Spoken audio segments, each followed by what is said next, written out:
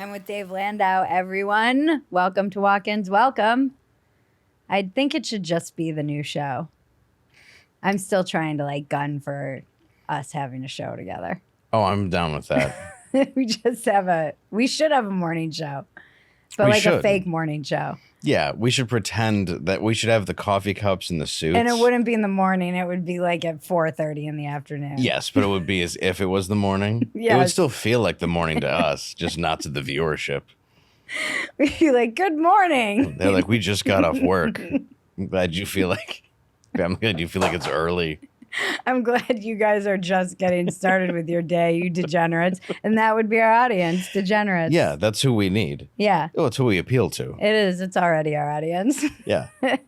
I want to know everything, but okay. you have kind of a pretty crazy story in general from what I understand from a lot of it informs your stand-up, but you also seem like there's a lot behind all of those jokes that is, hinted at, talked about. Have you written a memoir and thought about becoming vice president? I have. It's called Hillbilly Elegy. I hope it becomes a decent movie. As long as I want the movie to just be okay. Yeah. And then I have actually written a memoir, but I have not published it yet because I'm very, very sensitive about it because it's very deep, and I don't know. I have it though. I have it ready to go now. Now I'm ready to put it out. So you're just waiting for the right president. I'm waiting for the right guy. Yeah, I was hoping to become VP today, and then I was hoping for RFK to be VP. That's who I was hoping for real. Really? Yeah. In my weird dreamland, I thought it would be RFK. Why? Because it's like a unity ticket or something? I thought after the assassination attempt, it made the most sense. Maybe that's stupid, but I thought it would be like, this guy gets it. Yeah. Yeah. So then I thought they could work in. He comes from a long line of assassinations. A long line. Yeah. And silly planes go down. So they get tragedy. Yeah. So I thought they could work well together. Yeah, but nope. I guess not. But one of the things Trump said today was that, he should have Secret Service put on him. Yeah. And I think that's awesome. Yeah. And you're from where? I grew up in Detroit, Michigan, specifically Grosse Pointe, which is an enclave of Detroit right on the border. Okay. And was your childhood normal? I ask this of every comedian because it's very rare that they say yes. Yeah, it was great. Everything was good. You're like, I had no problems. No, nothing at all. Next question. Pretty good. I went to grammar school. No, it was my childhood was good and bad. Like, we grew up. My dad was a coach, a great human being. My mom was a nurse. Mm-hmm. They were really, really great people. Mm-hmm. My dad, my family was always there for me in a lot of ways. Yep. And then my mom was also, very bipolar. Mm-hmm. But she was extremely intelligent. She worked as an RN. And my dad he kind of raised the entire neighborhood. Right. We grew up outside, hanging out in our neighborhood in Detroit. Mm-hmm. And we grew up in this exact border where you go down the street and you're in Detroit, you go down the street, you're in a nice neighborhood, you saw all sides of it. Yep. I knew people that came from huge auto money, and I knew people whose families sold drugs, and I saw every walk of life. It was a really cool place to grow up. Are you Gen X? Technically, I guess you'd say I'm like Xennial or whatever. Xennial, but I'm definitely Gen X. Yeah.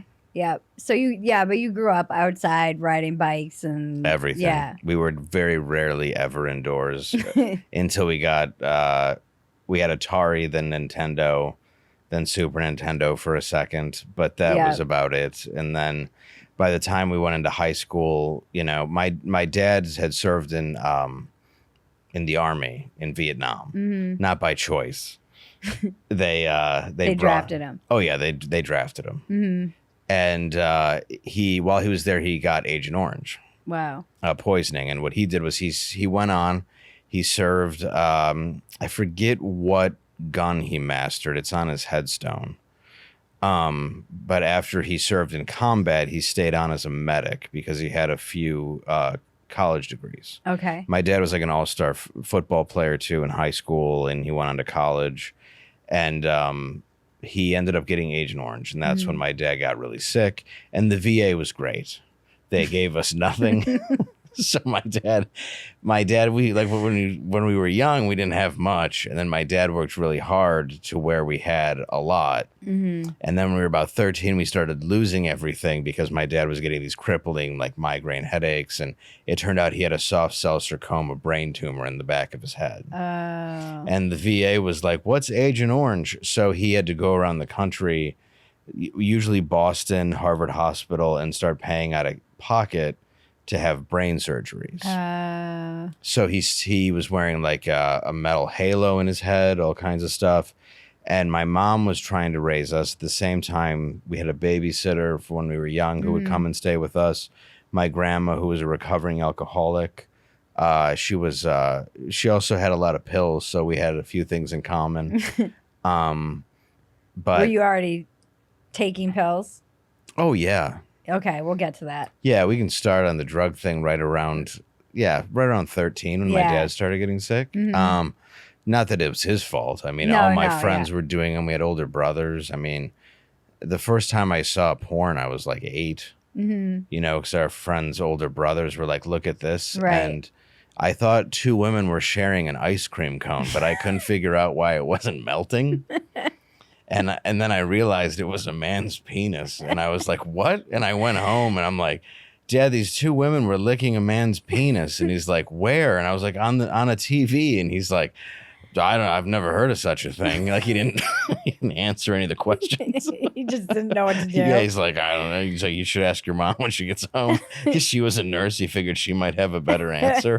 Something more clinical. Oh, yeah. When my parents talked to me about the birds and the bees, I'll never forget it. They showed me a video. Oh, okay. And it's a cartoon where a sperm's wearing like a pinwheel hat and there's like music to it. I feel like we all saw this cartoon. It's nightmarish. Yeah. Like the dad stands up and his dick's hard and it's like, "That's this." And the mom's got this part. And like all the sperms have little jobs, you know? It's weird. Is it weird kind of almost like Schoolhouse Rock-ish kind of animation? It's just like that. Yeah. Yeah. Yeah, I think we all, but the people look kind of weird.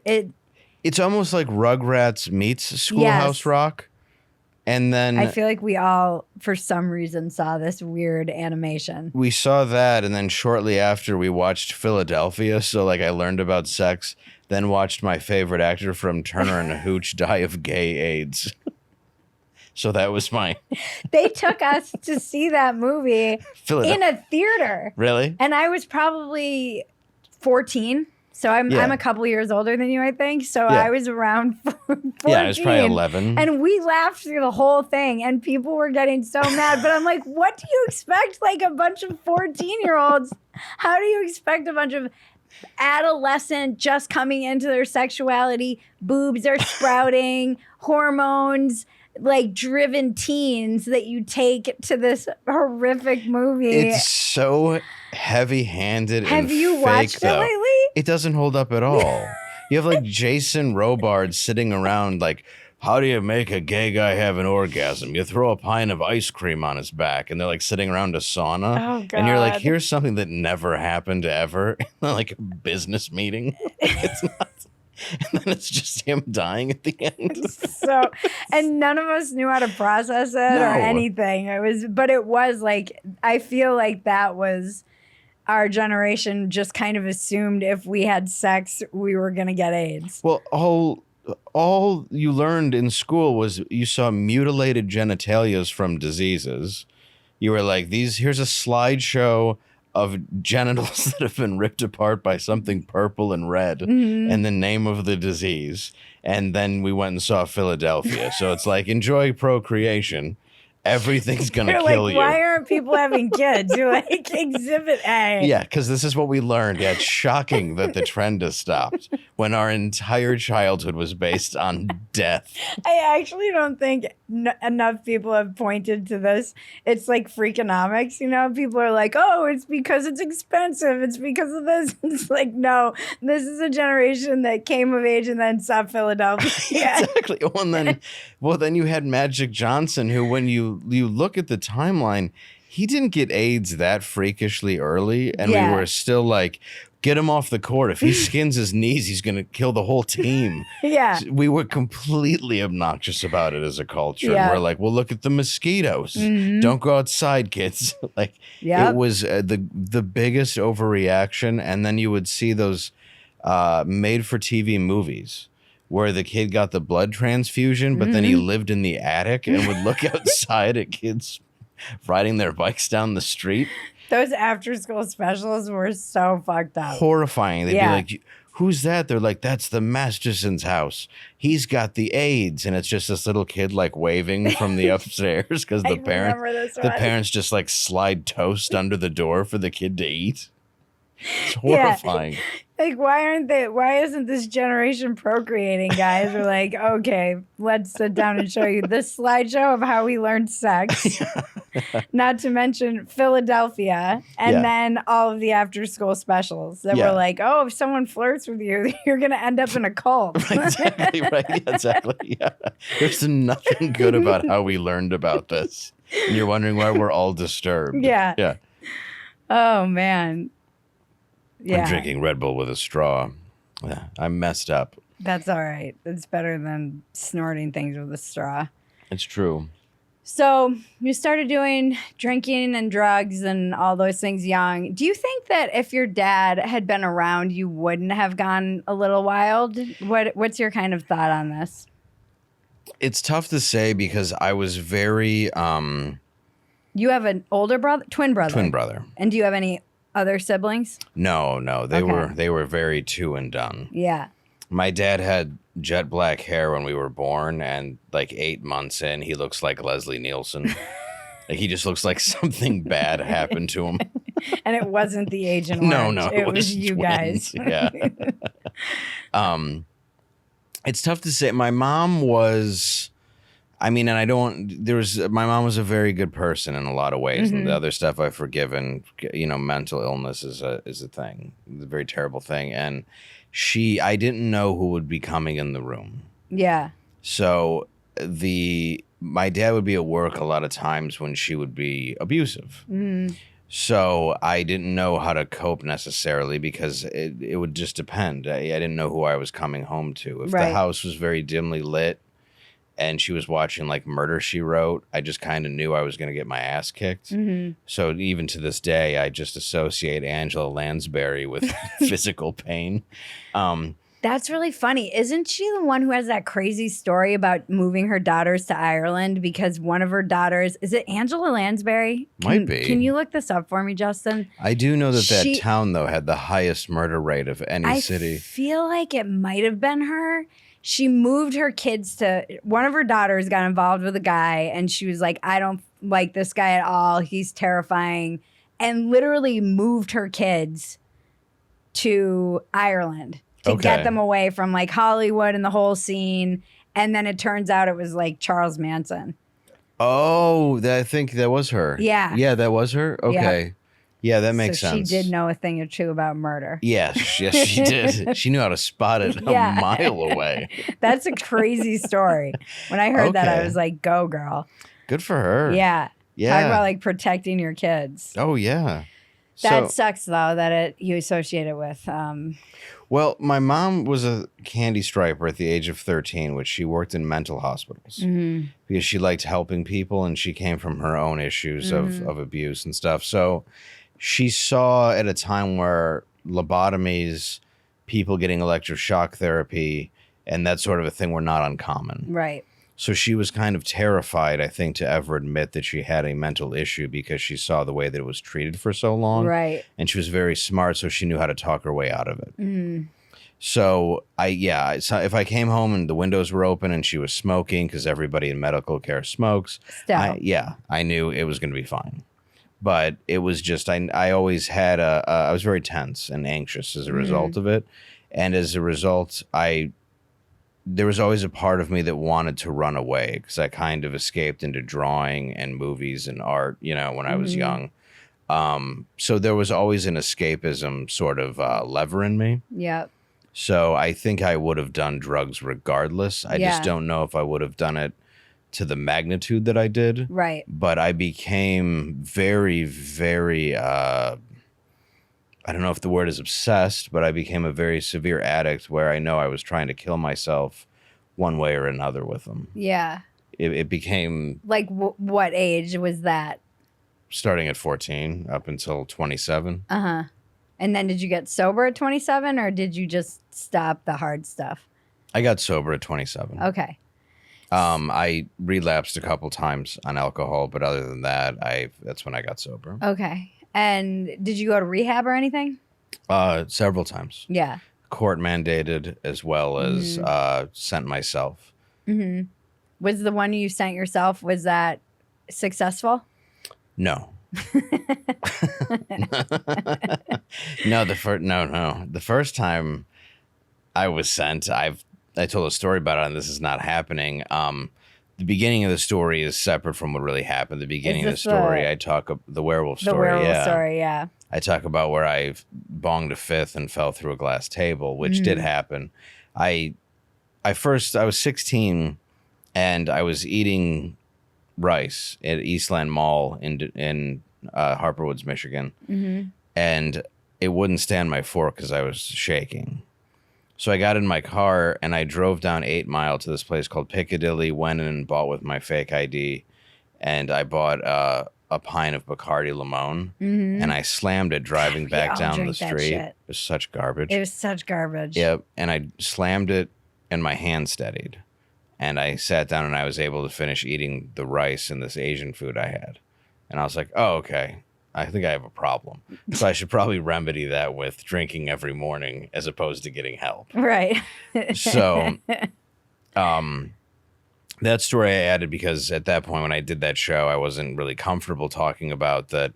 What happened was I came home very, very drunk one night, and I tried to fight my dad, who was in a cancer halo, but was also a trained killer from the army. And I was a drunk teenager. So he won. And my mom called the police. And when the police came, they arrested me and decided that I should be sent to a rehabilitation center. So what happened was I'll never forget, I was handcuffed in the back of an ambulance. And it seems unsafe now to just be handcuffed to a bar in the back of an ambulance. But then I got brought there. They couldn't bring me into this place called Brighton Rehab yet. And they sent me to a mental hospital instead. That's happened to me. Yeah, to where they completely said that I was obviously an alcoholic. I roomed with a kid who thought he was a werewolf. I remember one girl was there. She was 13, and she had been molested by her father or her stepfather. So she sharpened an ice cream scoop. And one night when he was passed out drunk, took his eye out with it. Oh my God. I'll never forget it. And I was like, that's awesome. And they're like, we don't encourage that here. I'm like, no, but she fucking took his eye out. He touched her. It's great. Like we don't encourage violence, this is like Dave. some Kill Bill shit. Yeah, and I was like, no, it's awesome. I'm like, good on you. And they're like, okay, we have to get him out of here. Like it's not like get him out of the she psych needs ward. serious help.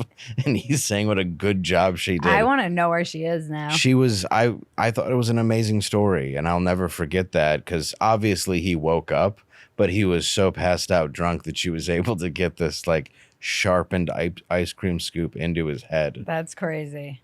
I thought it was awesome.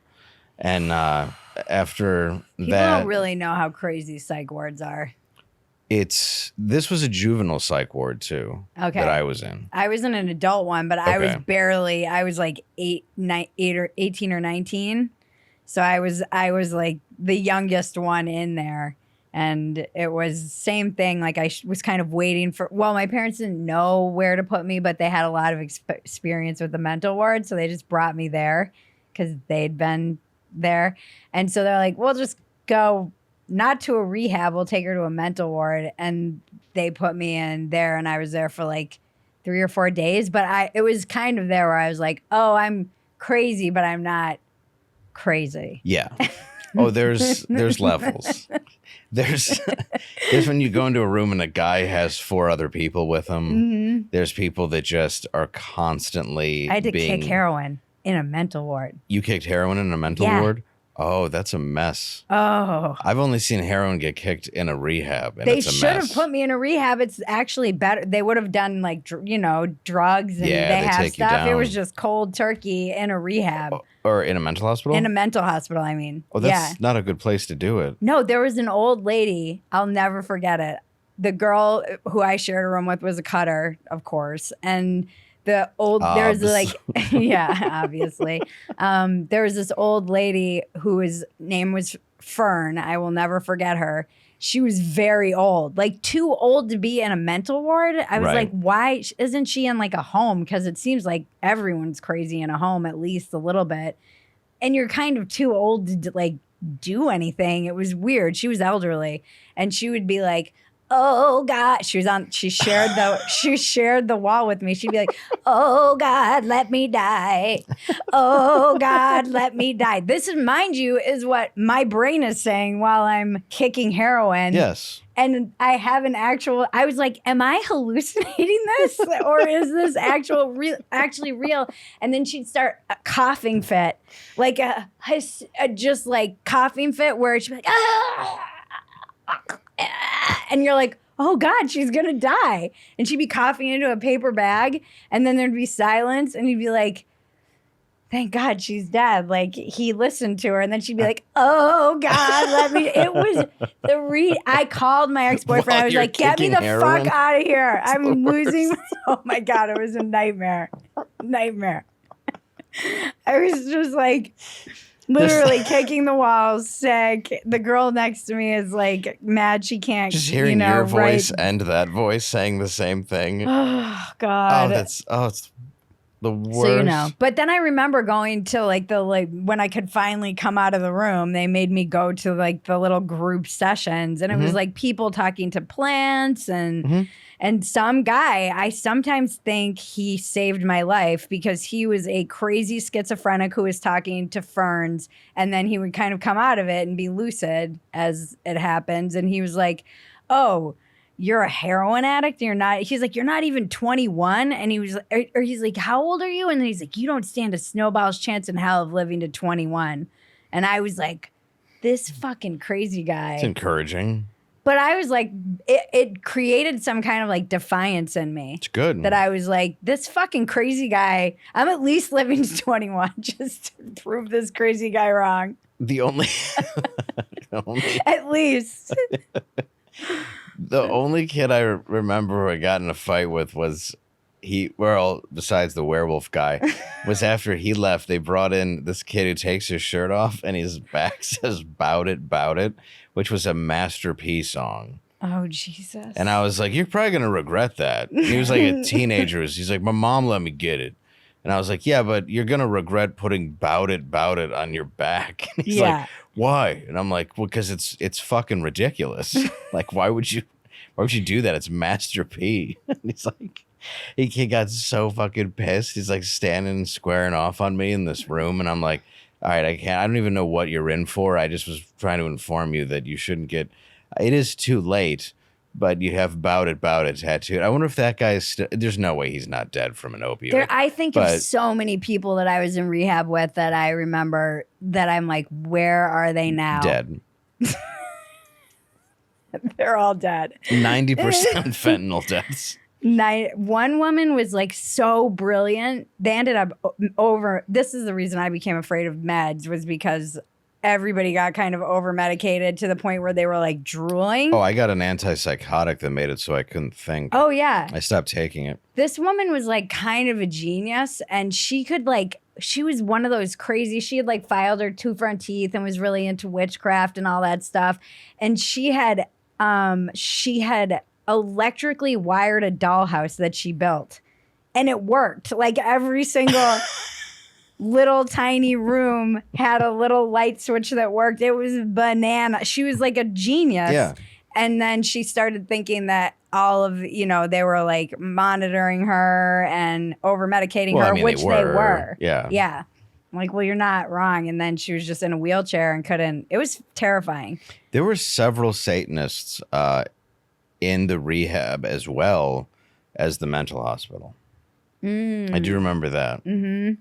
Yeah, this one was in my rehab. She wasn't in my mental hospital. Yeah, in the rehab and heroin addicts were usually the ones that were, because one girl was insistent that her higher power was the devil, and it became an argument with the counselors. I say camp counselors, but with the counselors, like we were making s'mores and shit. Your summer camp. At points, it was. Yeah.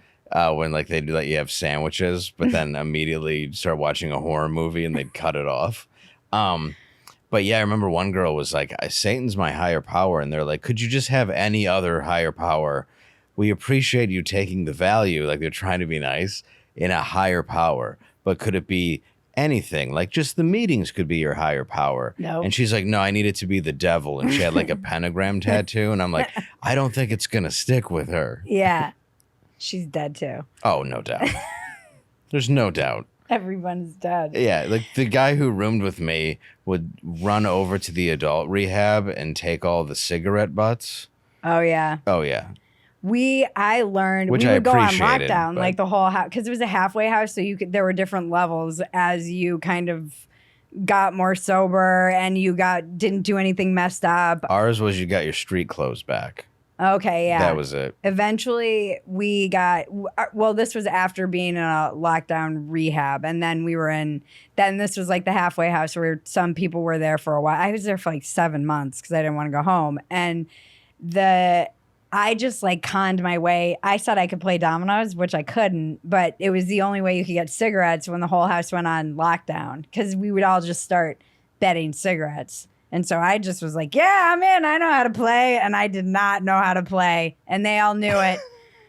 But I caught on pretty quick. And we played. So I still love that game so much. But everyone's always like, why do you know this like jail game? Like I went to Egypt and they were like, why are you so good at dominoes? Spades? Okay. Like, what is happening? How does this like little white girl from the suburbs know how to like kick everyone's ass in dominoes? And it's like we would play for 3 days straight. It was all we could do when we go on lockdown. But man, I got good. Like you'll get good at something if it means a cigarette. Oh, of course, especially there. Yeah, when you have nothing else to do. Yes. I learned a lot. And it's the only thing you can have. I learned a lot. Yes, you do learn a lot. Yeah, so when I wonder, see, this is stuff I wonder about too, because when my parents got divorced, I just wrote about this. Like that's when I kind of went off the rails, and I was a pretty okay kid. I wasn't really getting in trouble until they got separated and then divorced. So how old were you? I was 12 when they got separated and 13 when the divorce was final. Okay. Not a great age. And no. But it was, that I think it was just a lack of supervision. That there was, and all of us were kind of latchkey kids, that whole generation to a certain extent. That's the other thing. People are like, oh, people used to be able to have this lifestyle with one job. I'm like, when was this? It certainly wasn't the 70s. Yeah, it wasn't really the 80s either. I mean, there was some people, but it's not now at all. I don't know anybody who's not a latchkey kid at this point. Yeah, well, no one is because everyone works remotely. Right. Well, yeah. So I think there's less of it only because you can so easily work from home if you have a white collar job. Yeah, well, we're going to have a whole new set of problems for our next generation. Yeah. The social media kids. Oh, man. Yeah. I'm excited to announce a new partnership we have with a company I love, Caliber, a strength training and nutrition coaching program that's completely personalized to you. Through their app, you get paired with a personal trainer, an actual person and not an AI bot, on a fitness program and nutrition plan completely customized to your goals, whether it's muscle building, weight loss, ditching the dad bod, or the mom bod in my case. It's much less than it costs to work with a personal trainer at the gym. It's actually been life-changing for me. I literally need somebody who's like, here's what you're doing this week. Here's the targets I want you to hit for eating. The app is incredible. It has videos that show you how to do all the workouts. And you can actually reach out to your coach if you have any questions and send them videos of you doing the workout so they can give you form feedback. I need that accountability. This has been really a game changer. And the fact that it's online makes it so easy for somebody who's busy like me. We've arranged a special deal for our Walk-Ins Welcome audience where you get $100 off the first 3 months. It's a really good rate, you guys, for what you're getting. And you get a 30-day money-back guarantee if you're not happy with the program. Go to caliberstrong.com/walk-ins or click the link below. Are you dealing with an HMO like I am? It's such a pain in the ass. If I want to get any sort of testing done to ensure I'm making my health a priority, I have to wait weeks for an appointment to see my doctor, then get a referral from him or her, and wait weeks more for an appointment with the specialist I needed to see. Quest simplifies this process. I can purchase my own lab tests online and test for a multitude of health issues I might be concerned about, then take those test results to my doctor, better armed with the information I need. At questhealth.com, you can get hundreds of tests across several different categories, from allergies to heart health, hormones, sexual health. It's summer, guys. Women's health tests for egg quantity, perimenopause, menopause, men's health tests for testosterone, prostate, and so much more. These are lab quality tests, the same ones you'd be given at your doctor's office. Use the affiliate link below for a 25% discount and order your test. Then visit a nearby Quest Diagnostics location for sample collection. Get fast, shareable test results online and the option to discuss them at no extra cost with an independent physician who may be able to prescribe treatment. Again, use the affiliate link below for a 25% discount and prioritize your health today with lab work on your terms. It's not on your insurance, folks. It's not on your insurance. So tell me, how did you get into comedy and how did you manage? When did you first start doing it? And were you doing drugs and drinking when you started doing comedy? Yeah. Okay. Tell me the story. Well, How did you find it? I had always been interested in comedy. Okay. My dad used to wake me up to watch Saturday Night Live. Mm-hmm. And I loved it. That was my favorite too. Oh, it was the best. And that was always my goal. That was my goal too. And he bought me Carlin Classic Gold when I was 9. Wow. We would watch Dangerfield together. We would watch Eddie Murphy. Yeah, Delirious. We watched together. Carlin, Jammin' in New York. We watched when I was 10. Dennis Leary, No Cure for Cancer. Mm-hmm. He got me when I was like 11. Mm-hmm. And then my friends' older brothers would get us stuff. So I always had an interest in comedy. I didn't necessarily want to be a stand-up, but I liked it. Right. And I went to high school for 5 years. I failed out completely. I never went to class. I was always doing drugs and partying. It just was something I didn't like.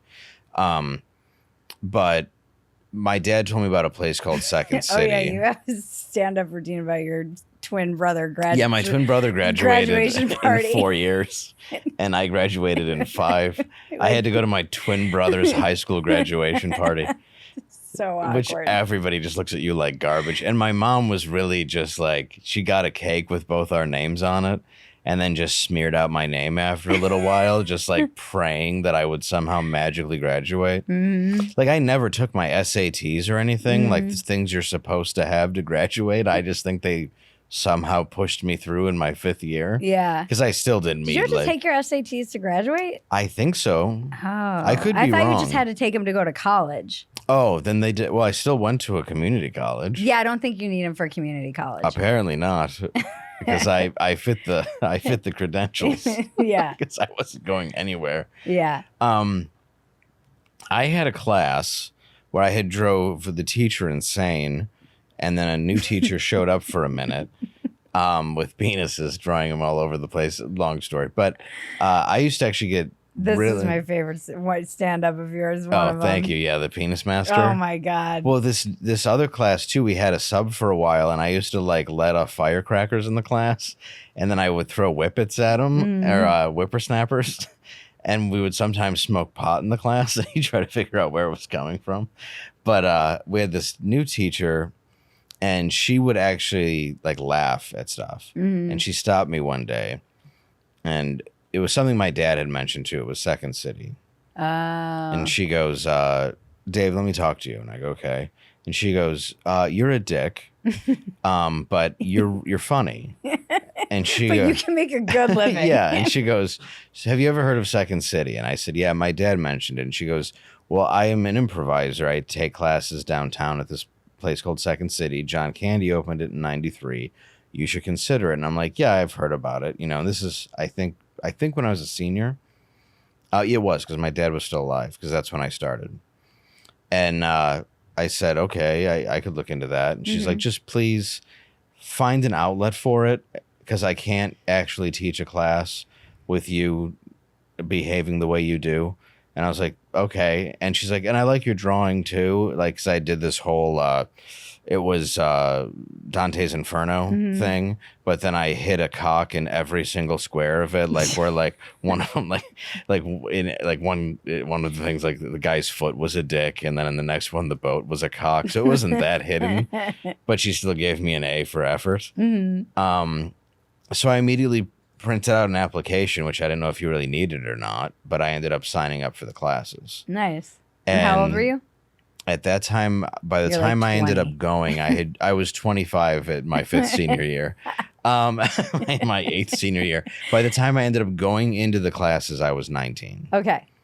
So, that's really but funny. I'll never forget, years later, I was in a group called Motor City Improv, and we performed at a club called Joey's in Livonia, Michigan all the time. We did every Tuesday.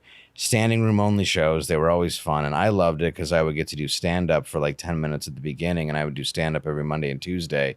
Then we'd do the improv show. Right. And Matt McClowry would be there and stuff. He wasn't in the improv group, but he would write the most heinous stuff imaginable that we'd have to draw out of the bucket.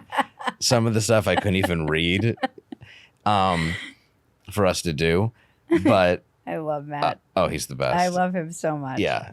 And I always knew it was him because it'd be the most awful thing you could ever write on paper. And I'm just like, I just look at him and crumble it up and grab something else. He made a short for us, and it's like died on every Vine that we posted it on.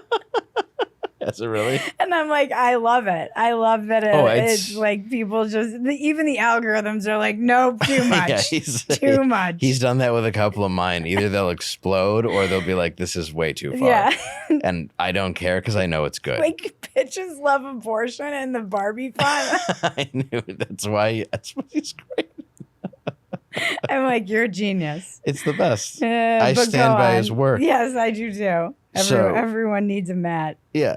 So this one of the guys in the group. Thank you for sharing him with me. Oh yes, of course. And one of the guys in the group, Adam, goes, "My wife's going to come out and perform with us tonight," and it was my teacher. Oh wow. Yeah. Crazy. Years later. Wow. And I got to perform with her, and it was but it was the only one of the, like, I had her and another person who was in film and another person who was in English at our school, or I should say television production. They were the three people, and then my friend's dad, his name was Coach Simbera at our school, who coached football in auto shop. They were the only people that ever took time to be like, you can be something. Yeah. You may not be interested in all this other stuff, but you're way too hard on yourself. We know what's going on at home. Like, just try. And whenever I would actually try to aim for something or do something I actually cared about, I would start doing well. Right. And I would get like, I would seriously have a report card with all Fs, but then it'd be like auto shop A, yeah, audio video A, yeah. And that was something that was, it's crazy to still look at because I just was interested in what I was interested in. Yeah, it's one of those things that I remember the first time. I was always obsessed with stand-up, but it seemed like something that only like crazy people like Robin Williams and geniuses like Eddie Murphy and all these, Carlin, just the guys that I grew up worshiping. There were some women in, but not like it is now, coming up. And even the women who were, it seemed like you had to be kind of mean, like Roseanne or Joan Rivers. Like it wasn't necessarily like the men were able to do what I felt was like more commentary, and the women were too, but it wasn't. I don't know. It wasn't the same as there is. I feel like there's so many more women who are doing like Rachel Feinstein and like all these people who are doing stuff that's just. Oh, she's great. She's fucking her new special is my favorite. My brother, who's a fireman, was like, Bridge, give me the fucking link to that show, because I had the screener and I'm like, I can't, Pete. Like, he's like, give me the code, I want to show it to the fire. I'm like, just wait 2 days and give her the fucking Netflix she's really numbers. funny. She's so good. But there wasn't a lot of that when I was coming up. It's odd because that idea, though, like I remember when I first saw Maria Bamford or like Elaine Boozler and some other people Paula Poundstone, that I just thought was interesting. I never stopped to compare of who was funny and who wasn't until I was in comedy. Like the idea of the women aren't funny, it just never it wasn't that I didn't think they were funny. It was just that I thought that you had to be like a mean. I didn't think I had like that killer instinct. I still don't. I'm still kind of a goofy dork. Yeah. But I always thought Joan Rivers' cruelty, though, came from such an insecure place, is why it worked. Yeah, I guess I always thought she was brilliantly hilarious. She's unbelievably funny. I just never saw, not to be like all representation matters, but I was like, oh, this is just something I love, but it's not something I can do. Oh, yeah, of course. And I was, I remember the first time I ever got on stage, because I always said, I like to say just hyperbolic, ridiculous, or extreme things for the sake of like getting a rise out of people at family dinners like Christmas that were inappropriate. And I feel like I wish I had had somebody who had pulled me aside and said, you know, Bridget, there's somewhere you can do this, and it's not at Christmas dinner, and you can maybe get paid to do it someday in 20 years. And yeah. And it never did. But the first time I ever stood on stage, that I feel like there's always been that voice in my head that's just like it's like South Park or something. It's always just narrating and commenting. And it was the first time that voice was like silent. And I was like, oh my God, where is it? Right. The like snarky jackass is talking, you know, has the mic. And that was kind of it, but it wasn't. I wish I had that kind of guidance. But like you, I got out of rehab at 19. I was always in theater growing up, and then Saturday Night Live was my favorite. And I started right out of rehab. I just went into improv at 19, and then my friend Dusty, who was actually just here, we met, and then we drove to LA. And looking back, I thought I was so old. I look at the pictures of us on that road trip. I'm like, oh my God, we were like children moving to LA with our big dreams. I was 19 as well when I went to LA for the first time. Oh my God. I see he has this picture that he always posts like on our anniversary of moving there, and it's me at like a gas station, and I am a literal child. I look like a child. Oh yeah, I thought I was like, I hope I can make it this late in the game. I'm not even old enough to drink. And then I just didn't do anything I should have done when I first moved there. Me neither. I did a lot of cocaine. Drugs and just going to places where, oh look, people are having sex in a pool right there. Porn stars own this house? Yep. That's good. I'm not old enough to drink. Yep. That was my experience. It was insanity. It was insanity. So what happened that you ended up doing more stand-up than improv? I was told by a bunch of people. I was writing stuff at Second City, and it wasn't necessarily for them, but I was part of a writing program, and I was writing shows that they were actually like producing and letting us do, and then doing stuff on the side. Where there was a bar in Detroit too, where I was producing my own shows, called The Village Idiot. And we had a good deal with the bar. It was called, I was trying to think one of the shows we did, but the deal with the bar was it's $5 all you could drink. Was it Coors Light? And $5 for an improv ticket. and that would get people in the door. And it's not legal to have $5 all you can drink in a bar, but this is Detroit, so they allowed it. So it was basically mostly underage people, and then me at 21. We were always bringing people, and I started doing a lot more stand-up around that time to like warm people up for the show and everything, because one side of the venue, and I use that term very loosely, was a concrete like theater with like a stage made of I guess old crates, and then they put tables in there, right? And then the other side was like pool and like all that stuff and just this dump, and we would put our show on in there called Members Only Improv, and we would wear members only jackets because we were really cool. And it would just be standing room only drunk people. And I started doing more, and a lot of the people that would read my writing and do my sketches were like, you really should try stand-up or do more of it at least. And I started just really enjoying it because I could do the characters, I could do my story, and you at don't that need point, anyone else. No, and I didn't have to rely on anybody else, and I had, at that point I had been arrested 13 times. I had dealt with a lot of friends' deaths. I had dealt with my dad's death. I had dealt with, there had just been a lot of things that had happened to me that I was writing into these sketches and making funny that I wanted to figure out how to make fun on stage. Like I had really, in this short amount of time from like 14 to 21, or at that point I had been arrested 12 times. My final arrest was at 27, hopefully final. It's never too late. Yeah, you never know. But I'd been arrested 12 times, and I had experienced a lot of just sort of this darkness, and I had lost a lot of people that I loved, and then also just physically lost a lot of people that I loved who I really wanted to be a part of my life. And I wanted to somehow put that into words, or at least figure out how to tell those stories, but I wanted to learn also how to make sure I could tell jokes first. So having the training of improv and being able to tell stories through sketch made me want to tell stories just on my own. Right. And that was what was encouraging me to do it, was that other people were finding that in my writing and encouraging me to do it. And so then what happened? I got pretty lucky right at first. I mean, I ended up opening for Chappelle, Stephen Wright. Wow. I ended up doing some really cool venues like Doobie Brothers. I started doing I got on Live at Gotham on Comedy Central by the time I was 23. Wow. And then,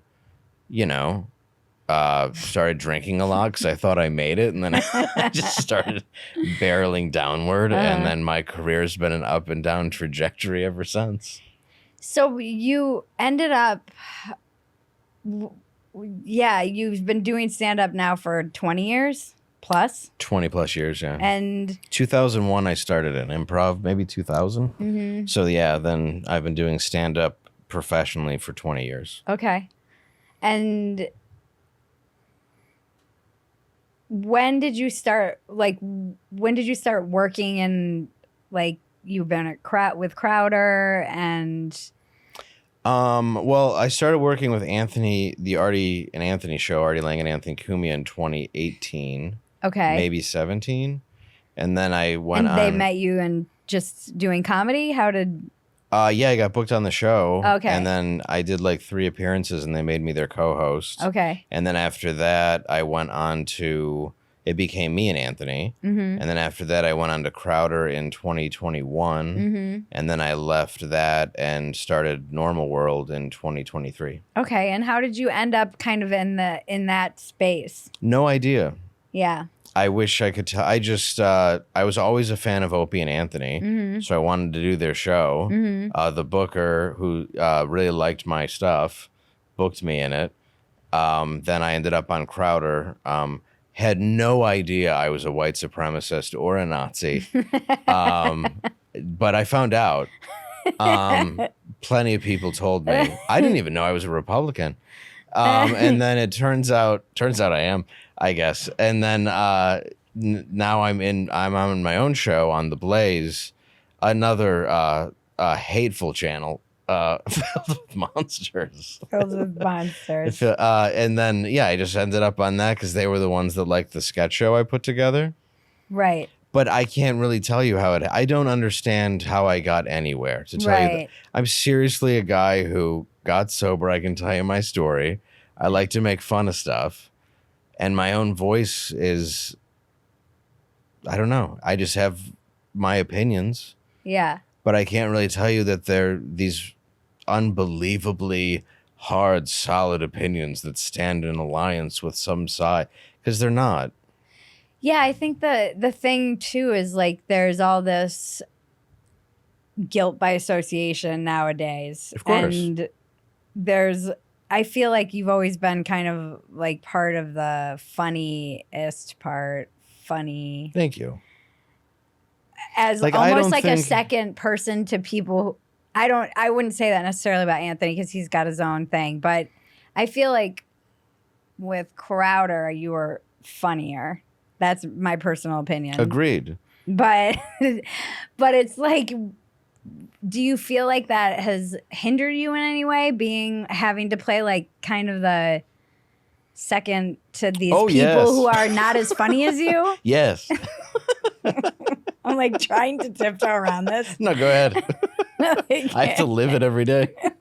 Go ahead, Bridget. No, it benefited me in ways. Well, yeah, I mean, was it for money? Like what? Yes. Okay. Oh, completely selling out. Go on.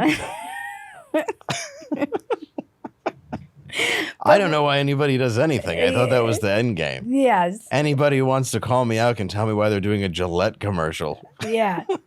I mean, granted, Gillette doesn't, do a reenactment of George Floyd, but still, we all sell out in our own They did ways. some weird man thing though. They did a weird thing just in the other direction, Gillette. Yeah, no, it's like, because remember there was like the whole conservative ban on. They did their own. Weird they all thing do their own thing where it's like you don't have to be masculine. You can shave your legs too. We now have dude. Gillette Trans, where you can have a penis pussy, and that's the only person will sell a razor to. Yes. And you're like, I'm sorry, what? And you're like, why would I?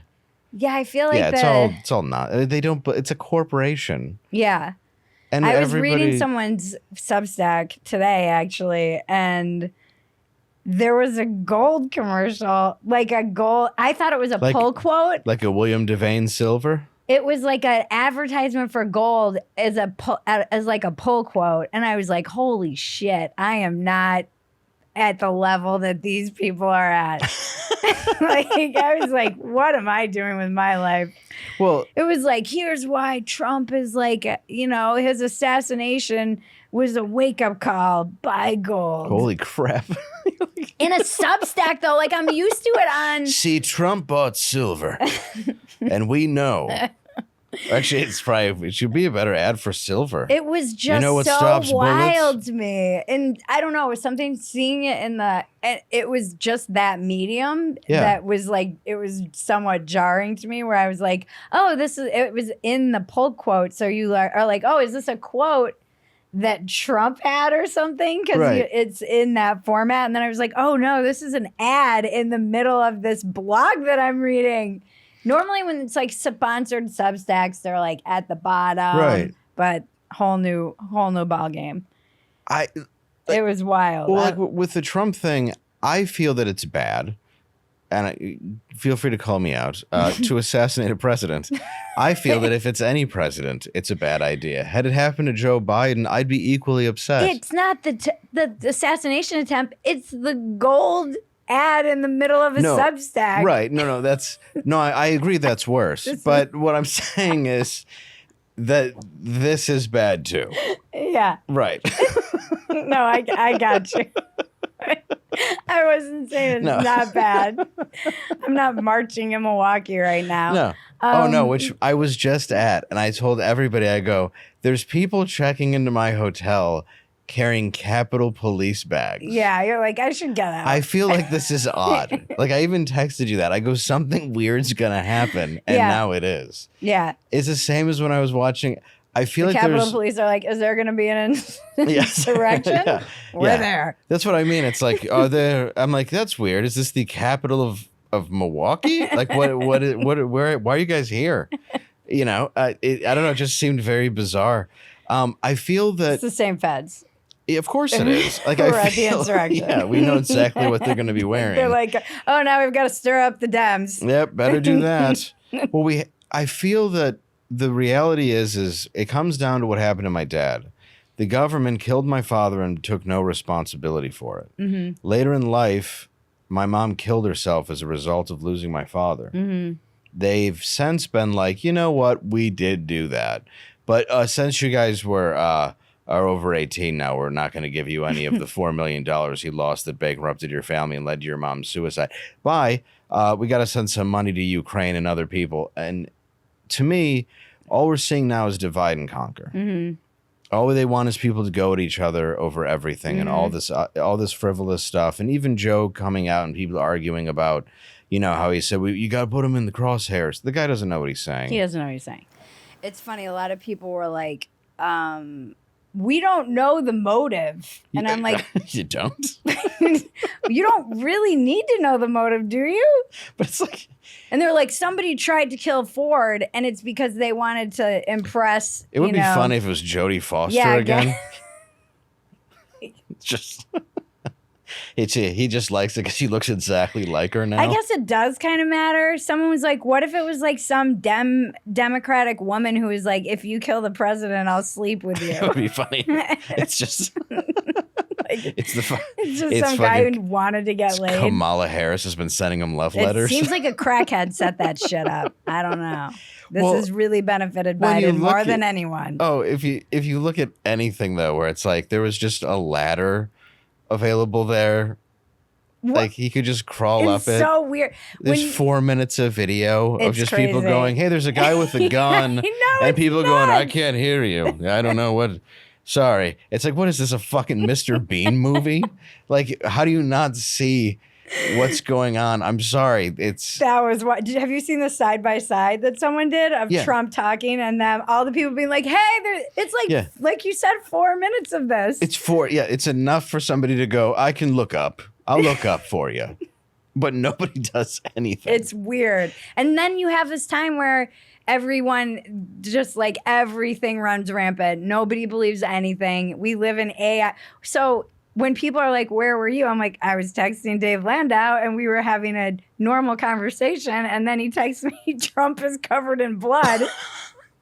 And I think you probably sent the picture and then sent the text, but I got the text first. So I'm like, that's a weird non sequitur. Yeah. I thought you were joking. And then the picture came through and I was like, wait, what? Yeah. Like, what is happening? So I was texting with you and Matt. And then and all of a sudden I was like, wait. Because he was talking. And then there's like... Because you were at a restaurant and it was on in the background, right? No, I was at my hotel. Oh, and in you just Milwaukee. were watching it. And it's rare that I watch a lot of news. Yeah. But for some reason, I turned it on TV and it was left on Fox because there's probably somebody who was there before me. They're all left on Fox. That was above always. the age of 70. Yeah. And it was on and I was like, oh, I'll leave it on. But people kept walking up to the podium, not just to speak. And I was like, this is weird. It just seemed weird. Yeah. So I was like, I'm just going to leave it on. And then I was also laughing at half the clothes. Yeah. Because it's kind of funny. Because whenever they interview people at a Trump rally, it's like, what did you make at your house? You know, like it's always like a woman in like a pink bedazzled cowboy hat that says and the T-shirts are always great FJB. too. Oh yeah, it's amazing how you can desecrate a flag in the name of patriotism. Yeah, there's a lot of ways. It's incredible. It's incredible what you can do with scissors and a bedazzler on a man is astonishing. So watching that, I always do get a good kick out of it, and then I also notice how many of the women are much taller and larger than the guy that they're with. Mm-hmm. And I say that as a short man, but it's still funny where it's like, but I get the fact that to me, we're living in America where the middle class, I don't care what people say, has been kind of eviscerated. Mm-hmm. And Amazon is a monopoly that's not being put in check. Mm-hmm. It's been made into a company where they're allowed to lower the cost on diapers. Mm-hmm. So not the cost, but I mean, where he loses money to crush every competitor. And he's not just selling one thing like Rockefeller. Yeah. He's selling every item. Yeah. This shouldn't happen. That's not capitalism. Yeah. That's a monopoly. There's people losing everything to this bullshit. Yeah. And somebody needs to come in and finally do something about it. This is not capitalism. This is like the the stonks, like the Wall Street bets and all those guys. And they were, when you read their stories, they were all kids whose parents lost their houses in 2008, and no one paid any price for that whatsoever. No. And nobody did anything about it. So these kids are just mad, and they're like, let's stick it to these hedge fund bros, and they're going to lose because they're going up against a giant system that they stand no chance against. But they did put up a good fight.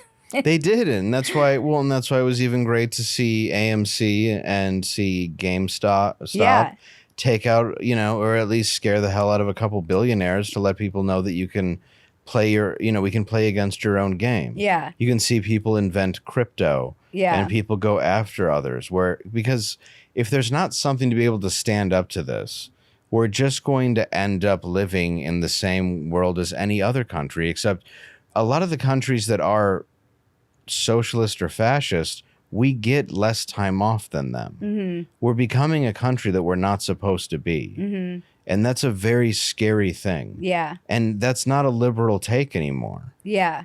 That's a conservative take that I'm which seeing. Is weird, because when I grew up, it was a more liberal take. Absolutely. And it's enough. Like, people do need to be able to have jobs, but people do need to make enough money to where they can actually see the family they're trying to raise. I mean, we're talking about latchkey kids. Yeah. I mean, how about just where parents can have just 2 jobs? Yeah. They don't have to have fucking 5. This is the conversation I just had with the liquor store guy, where he was from Nepal and he was just in Italy with his family, and he's just become a citizen, voting for Trump, of course. Yeah. And he was talking about the American dream and how it's been exactly what you're saying. He's like, there's a cycle. You're working too hard. You don't see your family. It's destroying the fabric of society. People aren't like having time to be a community.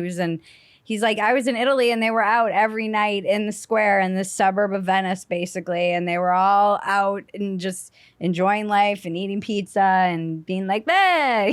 That's what they do. They go, bah! They're like, hey! All we do is eat a pizza. We got some gelato. Bah. Ice cream, soda. It's not good. And so they...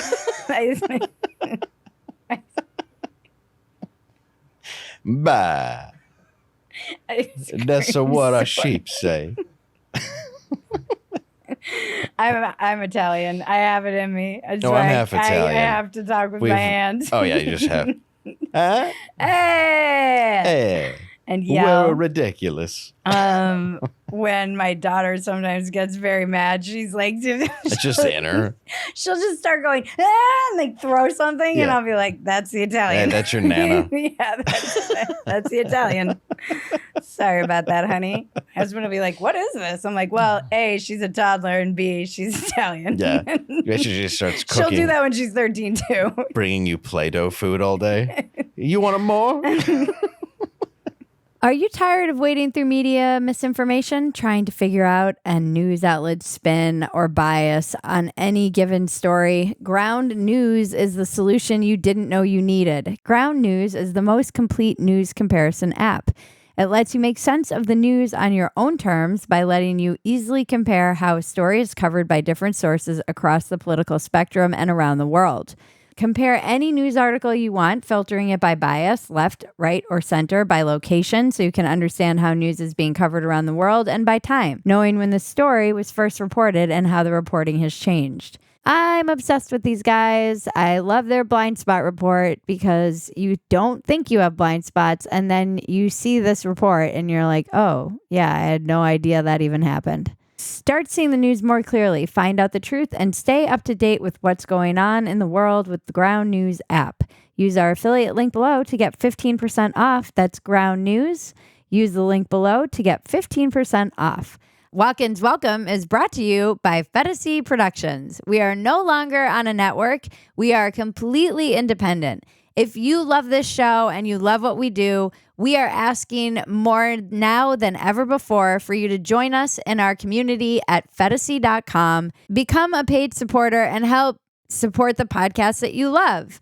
Being that we are independent means we're taking all of the expenses back, and that means that we need our listeners to support us. If you're also listening and you have a product and you want to advertise with us, please email me at phetasy@gmail.com. We're hoping that we leap and the net will appear. Please become a paid supporter at Phetasy.com and help us stitch our net together.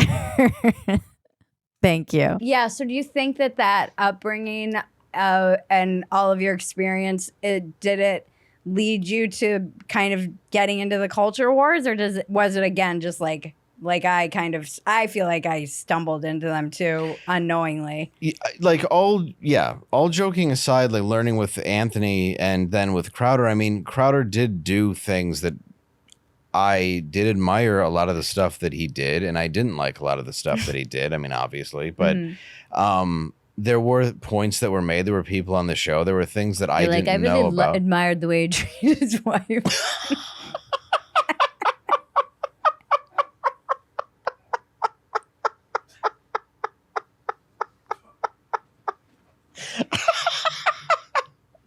I learned that. Sorry. I learned that it takes two. Go on. I was trying to save it from earlier and it didn't work because we both knew I was being disingenuous. I guess I've always had a little part of it where I've always been interested, like even political science in college, I was very interested in. But I just have never found a group where I go, oh, I 100% agree with you because I think you're doing what's right. Right. I've never been able to find something that I align with. I've always been able to say, like, I think this person is maybe who is a better candidate because with the entire house, you have 500 people that are insider trading. Right. So it's and they're like, no, don't take that from us. Yeah, I don't buy any of this. Yeah. And you're just watching your money get wasted. Yeah. And you can look at somebody like someplace like Japan or China, like sure, they're overworked, but if you have a problem, they fix it. They can build a building in a week. Yeah. And we take 20 years to get things done. Yeah. Like Not in Texas. Yeah. Texas gets shit done. They do. Go to Michigan. We have California, the rail, a fucking joke. Not one single rail has been laid of that track, and it has cost billions of dollars. And everyone's like, they're thinking about it. Yeah, Let's give them a round of applause. What did they build? It went from like, what was it, like San Bernardino to like yeah, to whatever is a half a mile from San Bernardino. And it was like it's like all the homeless shelters too. It was like, oh, this is going to be $70,000, and then it's like each one costs $1.2 million because it's all insider, crony, back deal, contractors. Yep. Like everyone's getting a cut. It's so gross. Well, wasn't it like a toilet in San Diego or something? A toilet. Yeah. And they like by the end of it, they're like, all right, that'll be $30 million. And it's like, what are you going to do with a toilet in San Diego anyway? It's like, how many people can die in one bathroom in a weekend? Yeah. Like, there's nothing you're going to do with a toilet in San Diego. I was talking to somebody local recently who lost their job at at Tesla, and because they just did all those layoffs. And it's like, this is where I'm very torn because they were saying, like, I've never felt more like a number, like just a completely just expendable labor than what happened in this instance. And like the story of how they were all laid off, they were like on their lunch break, these stories of people getting laid off from these corporations are so fucked up. And I mean, for all the talk about dehumanizing, I'm like, you guys talk about dehumanizing rhetoric while you let your company lay you off on a lunch break, and then you have to go back and finish the shift. That's the problem, is they think that this anti-corporate model or this idea that you talk about is like this hippie ideology. It's not. It's the fact that we allow these huge monopolies to exist now, and we're doing absolutely nothing about them. Yeah. And we're watching everybody get so grotesquely underpaid while the government prints money. We borrow what, $1 trillion a month now or something it's insane like that. It's not and then we just sustainable. print money. Nothing's sustainable now. Yeah. Like the cost of everything makes absolutely no sense to what everybody makes. Yeah. Even if you're rich. Yeah. That's what I don't get. Yeah, they don't feel it as much. They don't feel it as much because you have to be a billionaire not to feel it. Yeah, exactly. That's the only way. But there's a lot more billionaires than there used to be. But that's only because the dollar is so devalued. Right. Like, that's the part. It's not because people are richer. Yeah. It's just because the dollar is poorer. Yeah. Yep. Yeah, it's, I don't know. I do feel like seeing the reaction to like, yes, yeah, it's weird. I don't know how I ended up in the culture wars because I always wanted to do Saturday. I guess that's not true. I always wanted to do Saturday Night Live, which is commentary. That was like my dream as a child. Mine too. And I loved how they could comment on all this stuff, but also just be silly and goofy and stupid too and make people laugh. And that's why I love sketch. Yeah, I love sketch. You can do it in sketch, and sketch is always going to be something that doesn't work across the board with everybody, and I find that enjoyable. Mm-hmm. I don't mind making sketches where some people get mad at it. It doesn't matter. That's what it's supposed to do. Yeah, that was always kind of my dream. So I guess that requires some knowledge of the culture, but it wasn't really. Yeah, I don't know. It's social media made everybody kind of a commentator in some way. It made people think they are, but I mean, writing oof and some counter opinion, or it just made everybody a critic. Yeah, but I'm still an idiot who knows nothing. But your voice is. It's not true. I just was going to agree. Like, well, yeah, but no, but it is true. But in the scheme of things, I don't know anything about how really anything works. And I don't think anybody does, though. That's why we're in the situation we're in. I don't think you have more ignorance to anything than anybody else. Yeah. I just know something's wrong, and I can tell. So I want to, like, even today, yes, I put a picture of a dead guy. I should have warned you about that online. But I guess seeing somebody with I don't know why seeing somebody dead is not that weird now. Well, I guess it's just you've seen a lot of dead people. I feel like so. I think probably and it's not like I'm like, oh no, clutching my pearls. It's just on social media now because there isn't ever since like really October 7th when it was literally like dead babies everywhere. Where I was like, oh, you think you've seen some dead babies? Well, I worked at Planned Parenthood for many years. Then I worked for the garbage truck company behind them.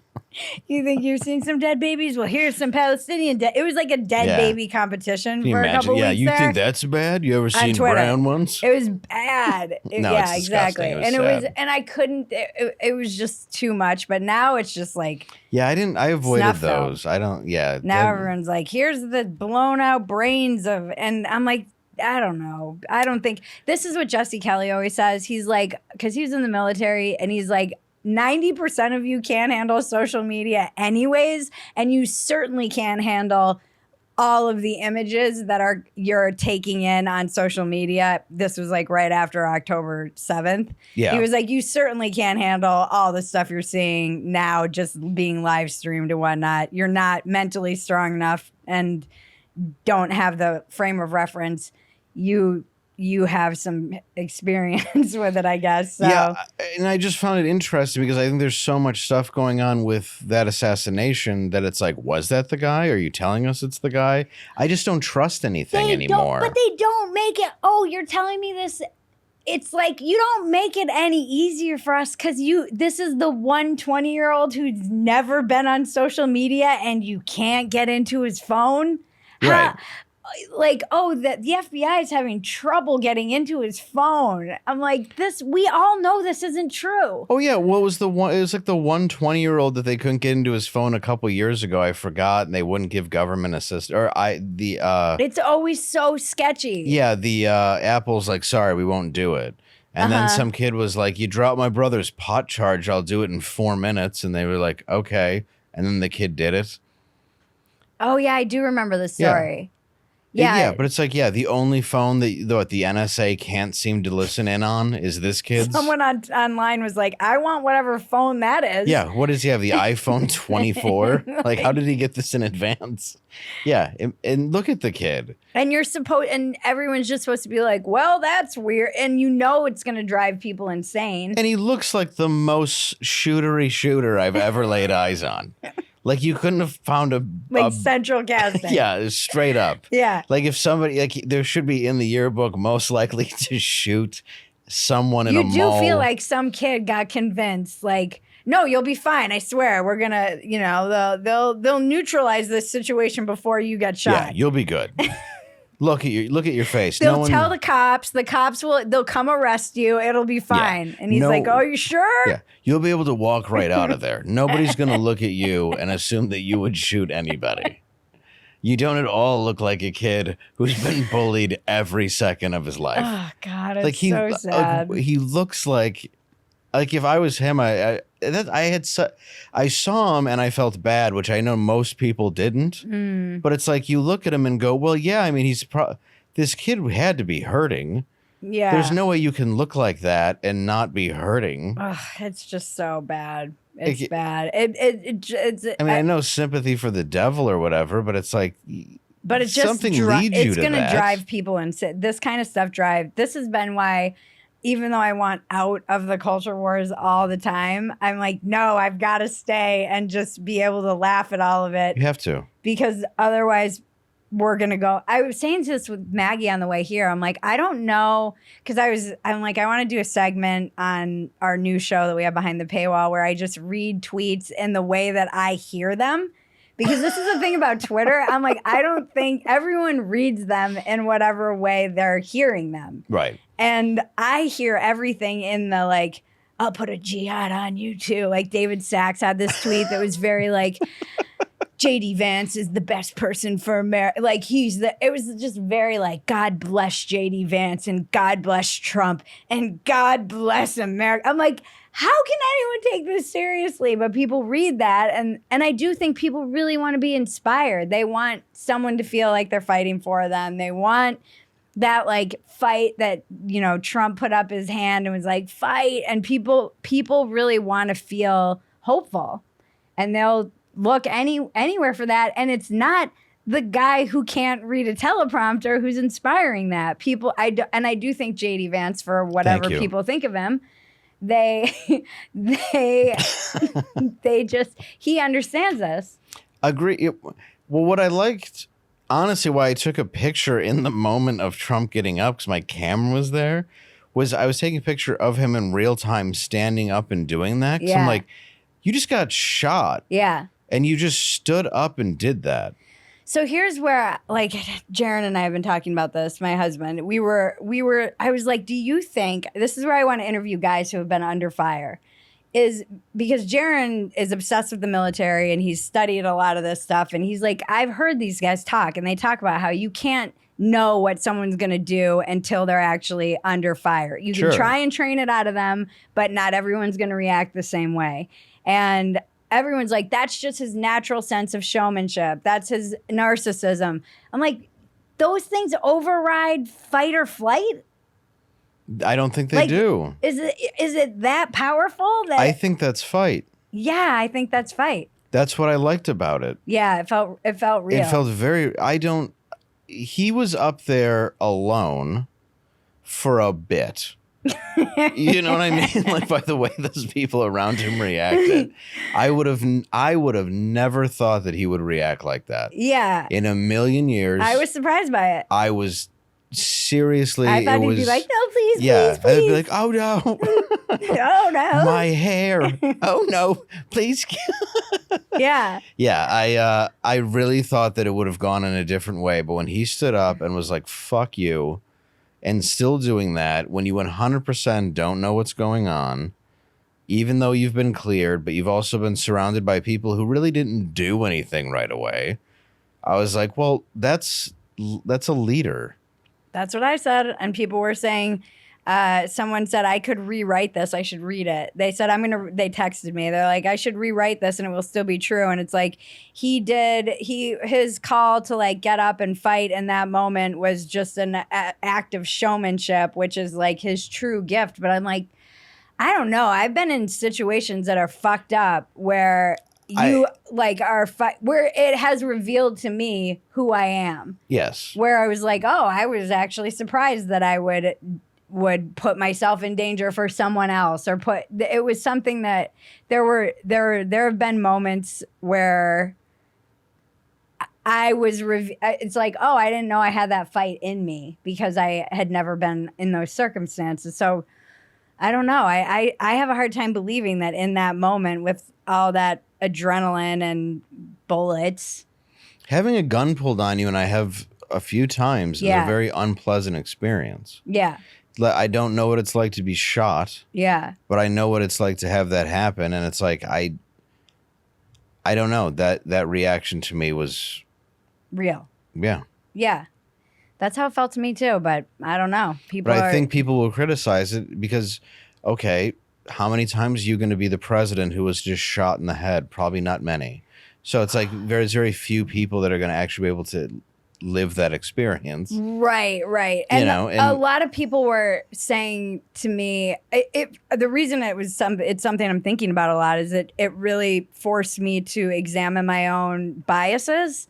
Like, this is a guy who's known as like President Bone Spurs, and I've had this kind of perception of him as like being a bit of a showman. I knew that, and I kind of get the sense that he's a narcissist. And I've had I was like, this is what I was saying to Jaron. I'm like, were the boomers right? Like the boomers were like, no, he really loves America. And I was saying to Jaron, I'm like, I don't know. It's like agitating that part of me where I'm like, I have to really look at my own priors about this, because that reaction is not what I would have expected from President Bone Spurs. Right. I think both things have always been true. That's what I've thought. Yeah. You can be a narcissist who loves your country. Yeah. And I think that the boomers have something. Obama. Yes. Oh, no, he doesn't love our country. No. Well, he's not from here. But when it comes down to it, it's like patriotism is something that the boomers do have. Yeah. And that shows you right there that it's real. And it's something that we need. I mean, regardless if people think that's lame, it's kind of not. Yeah. And it's something that they do tend to get right. I mean, we've been messed up by the boomers in a lot of ways. Yeah, and this is where it's like, how do you balance that tension of the government killed my dad but also being patriotic? Because the people that run the government it's not the foundation of what this country is or should be.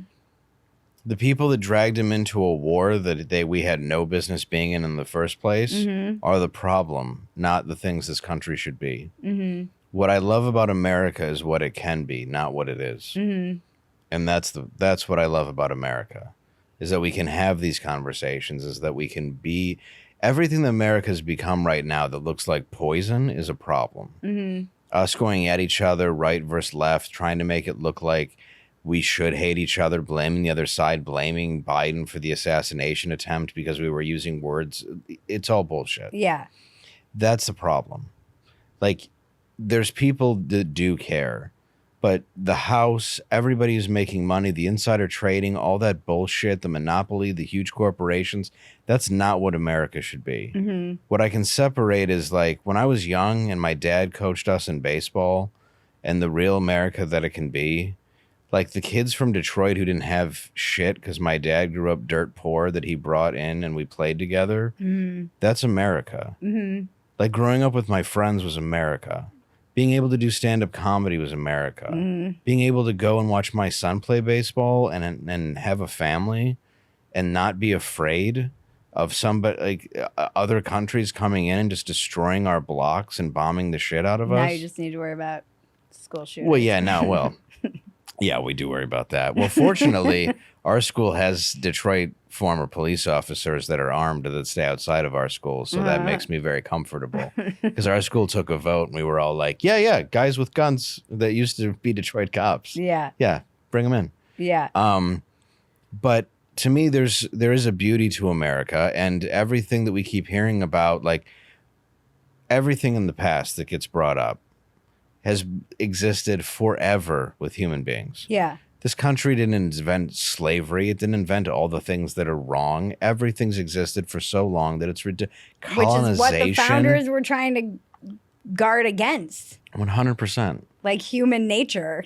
The amount of progress we've been able to achieve is wonderful. Yeah. That doesn't mean that we've achieved all of it or ever will, but the fact that America's an ideology where we can is what I love about it. Yeah. And that's something that and right now, like, we have a rampant homeless rate. Mm-hmm. Then when we look at that, we do? No, no, I know, it's weird. You don't see them a lot in Austin, but I've been told that they're out there. I just... Not at all why we left Los Angeles. I just walked never from saw them anywhere. a hotel over there, and I stepped over 4 dead guys. But it's like we have this ability. It's the same as when you look at all these closed down mental homes and stuff that people really need. Like, if we don't start caring about each other and realizing the real human condition, we're going to be fucked. And that's part of when Trump got shot. What bothered me was the people who I saw actually high-fiving and celebrating a president being shot. And I'm like, how can you do that?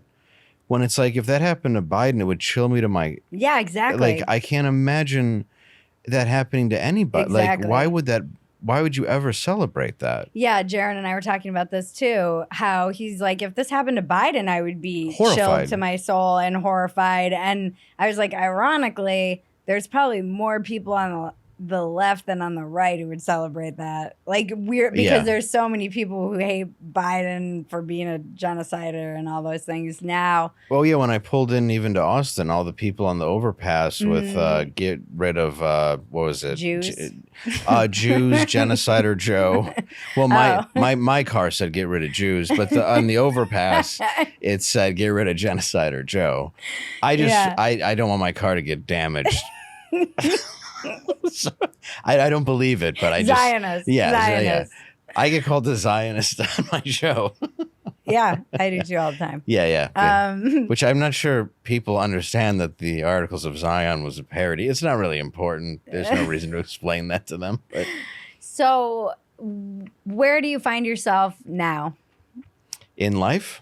Yeah, like how are you feeling about, what do you want? Oh, gosh.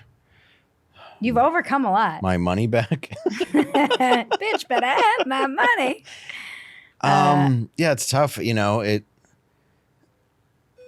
I just want to raise my son. Yeah. I want to make sure that I have something, or at least continue to grow so I can retire. And I'd like to see, I mean, you can only control yourself. Mm-hmm. But I'd like to just continue to grow as a comedian, keep telling my story, keep building a show, maybe make a new one. Dumpster World. And really just, I don't know, as I get older, the grand idea of what you want out of life, or at least that I want out of life, it shrinks. And I think when you have a kid, that becomes your world. And I do want to leave a better world for him, at least in some way.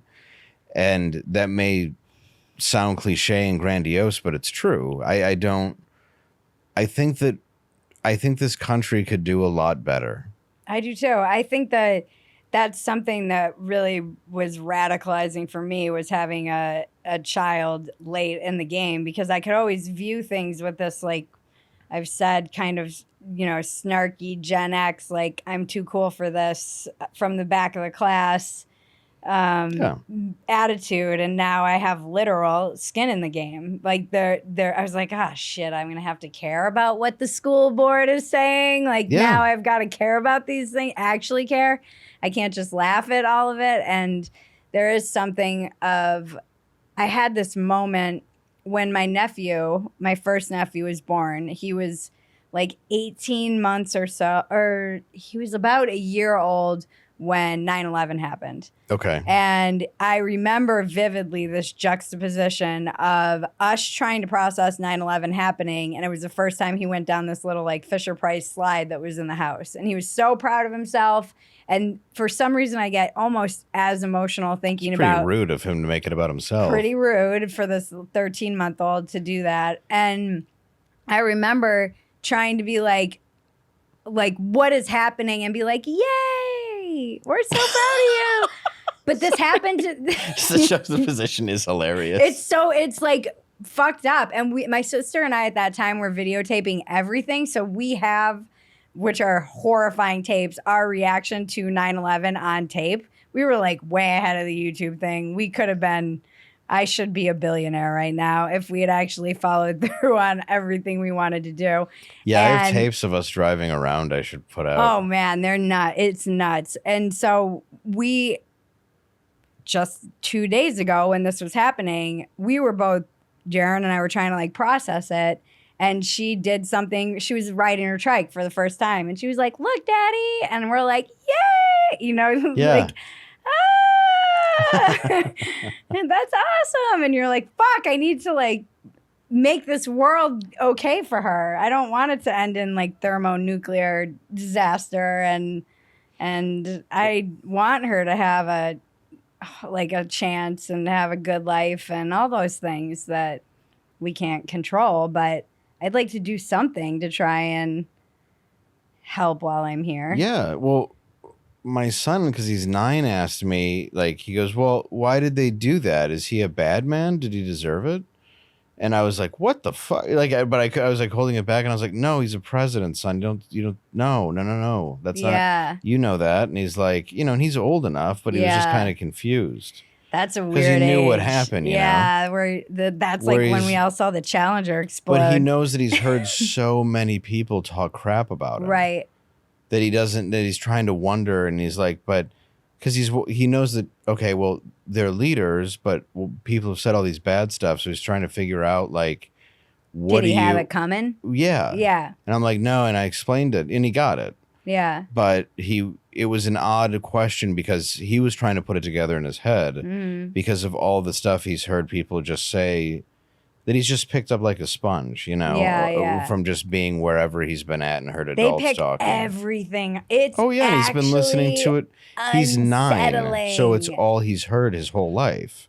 My 2-year-old said, Mommy never drinks Coke. My husband will occasionally have like a Mexican Coca-Cola, and he's the only, and she says the other day, she's like, Mommy never drinks Coke. I was like, that's unsettling. Like that you're picking that up. Yeah. I want to like throw my phone in the ocean. I'm like, okay, I got to get it together. I can never be on my, I'm like, what else are you picking up other than clearly everything? It's so unsettling. Like, oh, you're noticing that? Yeah. Imagine if I still drank and did drugs. Oh, they notice. Yeah. Yeah. Yeah. My son notices when I sneak it all the time. He tells on you. He goes and gets it for me. No, they do notice though, because. When did you get married? When I was 25. Oh, okay. Yeah, young. Real stupid. Like just absurdly young age. That's good though. Yeah, I met her at Second City. Oh, okay. Yeah. And does she still do improv and stuff? No. She did it for years though. Okay. Yeah, I got married. We got engaged at 24, 23. Okay. And then she's 3 years older than me.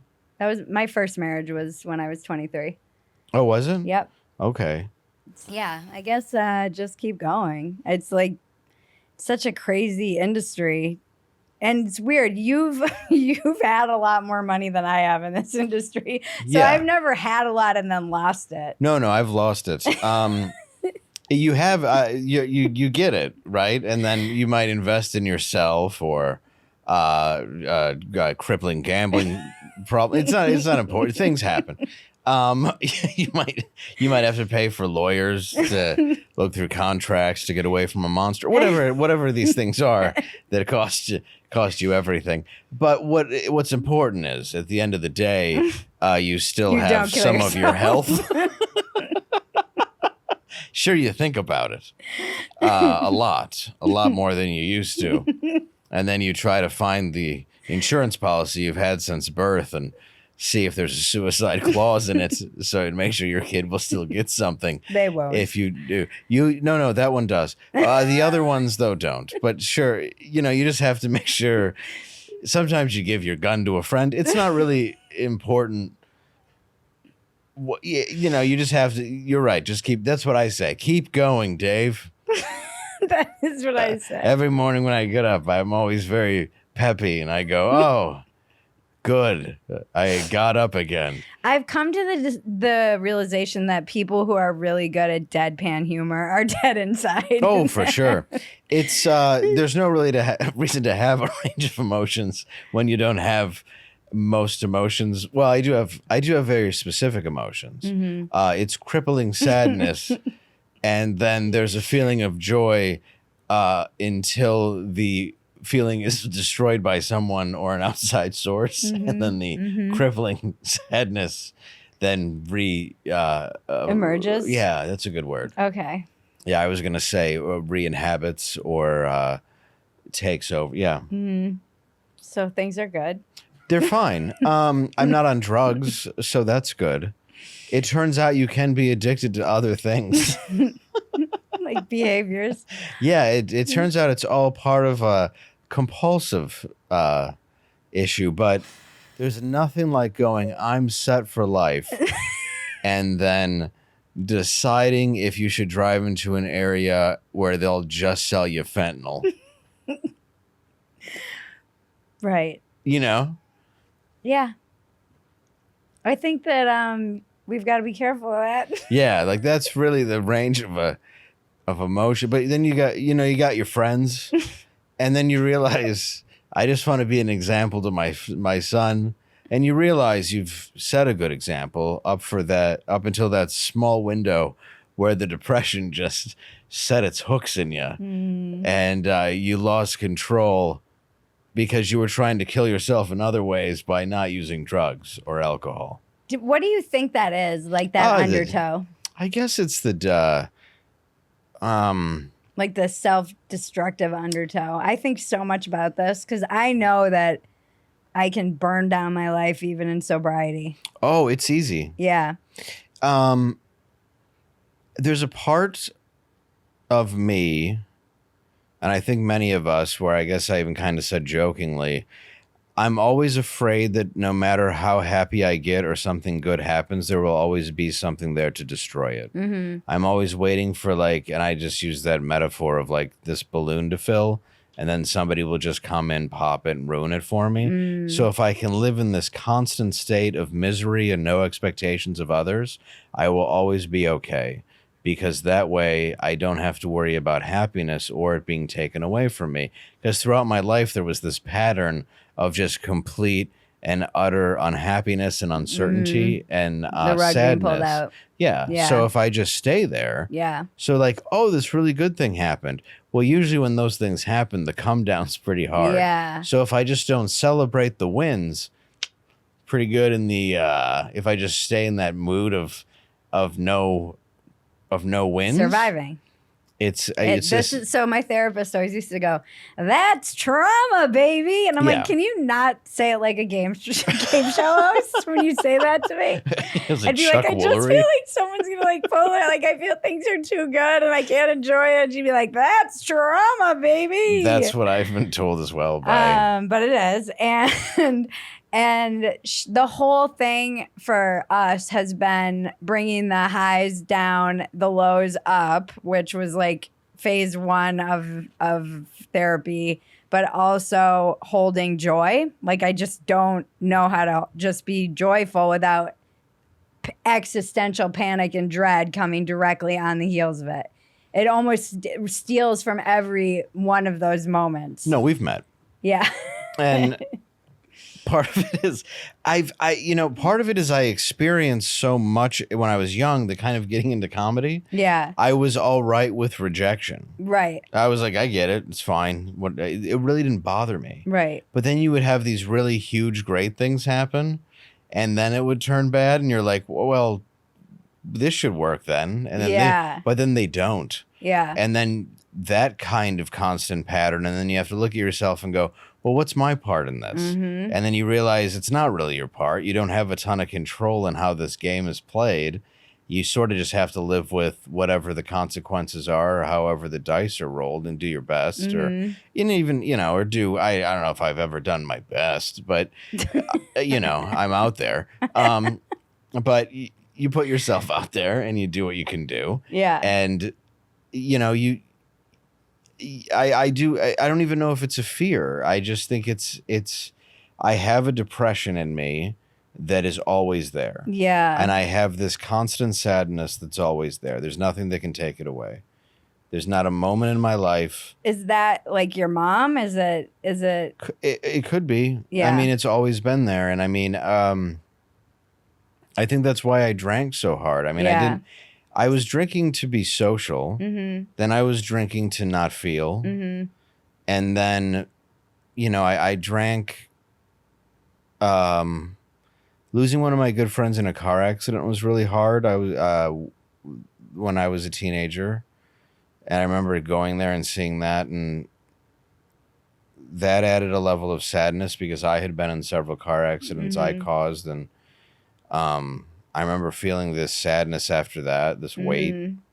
And then various things happened after that. I had lost people, a girl who I was dating that I loved because of my alcoholism. And you find these support systems and these people, and then other people. And then when I got into like being conservative or on a network, people that I cared about turned on me. Yeah. And That's a hard one. oh, it was very hard because people that you've done really nice things for stab you in the back. Mm-hmm. And it's hard to live with that and cope with it. And then even being on a show that I was on and you're trying to do your job and then someone's treating you like shit for being talented, that sucks. So you end up in a very angry place. And even when I started getting depressed and stuff, like the depression never subsides for me. Yeah. And I want it to, but it's just it's an imbalance I don't have much control over. Yeah, my therapist, that was like one of the things we tried to work on, or try to work on always, is like going from surviving to thriving. And I think I have I think it's better than it was, but I also don't know that I don't think I did enough. I don't know that I have that like imbalance, that kind of chemical imbalance regularly. Almost everyone I know who did shit tons of acid does in their teens. Like, that's what I did. Yeah, I dated a guy who did so many psychedelics when he was a teenager, and he just can't, even in sobriety. So he just seems to struggle with like getting out of his own way and not wanting to like, he always kind of walks right up to the edge of like, what's it all for? Yeah, I took just hundreds and hundreds and hundreds of hits of acid. What do you, like? I don't think you're alone though, and I think a lot of people feel this way now, So do I, especially when yeah. you look at like the deaths of despair for men in particular. What can you offer them? Like, what advice, or not advice, like anything? For men in that situation? Yeah. I would take a good look at your life and just decide if you want to kill yourself or not. I mean, I knew you were going to say that before I even asked. As I was asking the question, I'm like, I already know what he's going to say. well, I mean, you really got to see, what do they say? Is the juice worth the squeeze? Who was saying this to me the other day? Like, you know what the stupidest problem is? A lot of people have been told not to kill themselves who should have. I was like, that's sad. I think it's sad when a doctor doesn't prescribe a drug that can kill you. I think that's... So you have no advice. No, really, for somebody in that situation, I think you have to realize that your brain is... If you don't find something, like the parts of my life where I'm genuinely happy, and the only time that I don't think that sadness is actually controlling a large part of me is when I'm with my son, my family, and when I'm on stage. Mm-hmm. Because I feel like that's these moments where I belong, or when I'm with my friends. Like, and you're a friend, and like there's these parts, there's these moments Yeah. that I really do feel that life is worth it. Yeah. And I think if you're feeling that down, there's always somebody in your life that matters to you and is real. And I think the saddest thing in life is loneliness. And I mean, we can say that we'd like to be alone. We can say we want to be alone. But I don't think that there's any moment in your life where if you can think, I mean, really believe that you weren't at your happiest when you were with someone who actually cared about you. Mm-hmm. And I think you have to find somebody who does. And you have to find somebody, or at least be in a group, or be doing something that you truly enjoy. Yeah. Even if it's sitting down to write, even if it is watching a movie, you're not alone. You're watching somebody else's art. Mm-hmm. You have to see those things that have value in this world. Like, that's what I do, because there's so much beauty in the world. Yeah. That your brain's going to tell you there isn't, and we get to see so much stuff being thrown at us that we forget how wonderful and creative that everything is, and how interesting everything is, and how much we haven't seen yet, and how much we'll never see. So if we don't actually take the time and the appreciation and respect ourselves enough to do it, it's very easy to convince ourselves that everything is terrible. But in reality, everything is great. But we have to remind that part of our brain that wants us dead, like, we are not here forever. This is going to end. We have to put our best foot forward and realize that this is our ride, nobody else's. Nobody should take that away from you. Nobody has that right. Not even you.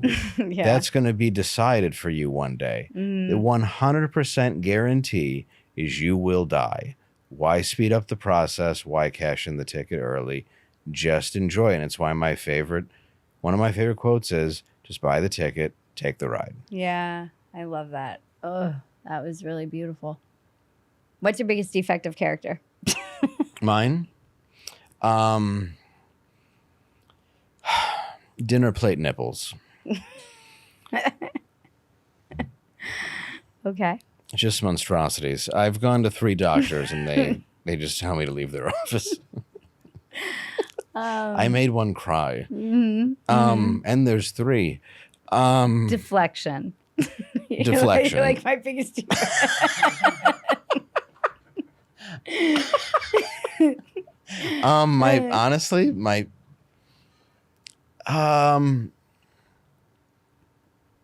Geez, I have so many things. What was the first thing that came to mind before you made the jokes? It might be deflection. Deflection? It might be deflection. I mean, I get it.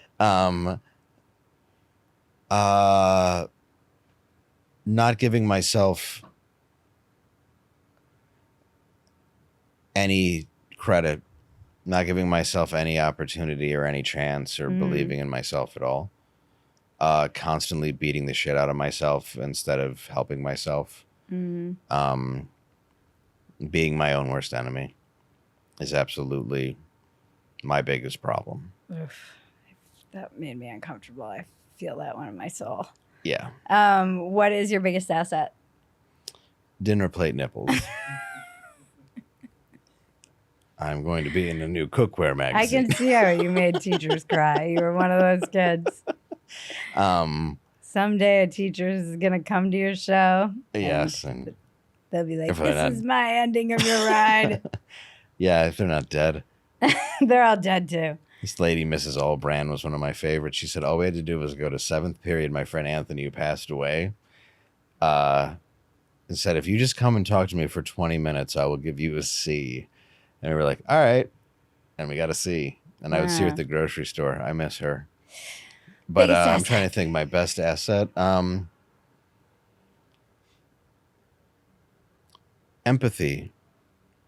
Anybody can literally talk to me about anything, and honestly, I will not judge you. I don't think that anything you do is too crazy or wild. I don't care if you've murdered someone. I don't care who you're with, what you've done, anything. I understand that people are human. Everybody makes mistakes, and maybe what you did isn't even a mistake. You're just a little lost. And I honestly, if for all the people that have judged me or hurt me in my life, I know what it feels like to be afraid to talk to someone.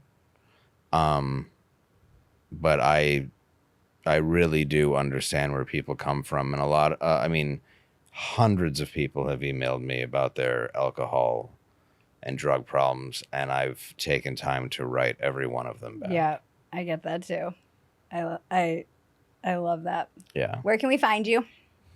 DaveLandau.com. Okay. Everyone go see him. Yep. Normal World. Mm-hmm. Morning Joe with Bridget and Dave. Morning Joe with Bridget and Dave. Morning House. We mean Cup of Joe. What? What? Yes. It's what? not a copyright violation. No, it's Cupo Joe. Yeah, just go to DaveLandau.com, I guess, and you can Social? It's all on there. Okay. At Landau Dave on Twitter. Maybe it's changed. You're one of my favorites. You're one of mine. I hope I was decent today. You were amazing. And for people who don't know, truly, I do. This is my personal opinion, but I do think you're one of the best comedians out there. You just have so much range. You don't. It's just amazing. It really is a gift to be able to watch you perform, because you do have this sketch background and you can do act outs and you do social commentary and storytelling and deadpan humor. Like, it's actually fucking amazing. And I'm just lucky to even be able to share a stage with you sometimes. So, or as Hollywood execs call it, I don't know exactly what box to put you in. I don't know what box to put you in. So we can't give you anything ever. That's a perfect place to end this. Thank you. The check-in with Bridget and Cousin Maggie can now be found at Phetasy.com. It's been titled Another Round with Bridget Phetasy, and it's now in video. This has been Walk-Ins Welcome with Bridget Phetasy. I'm Bridget Phetasy, and you're welcome.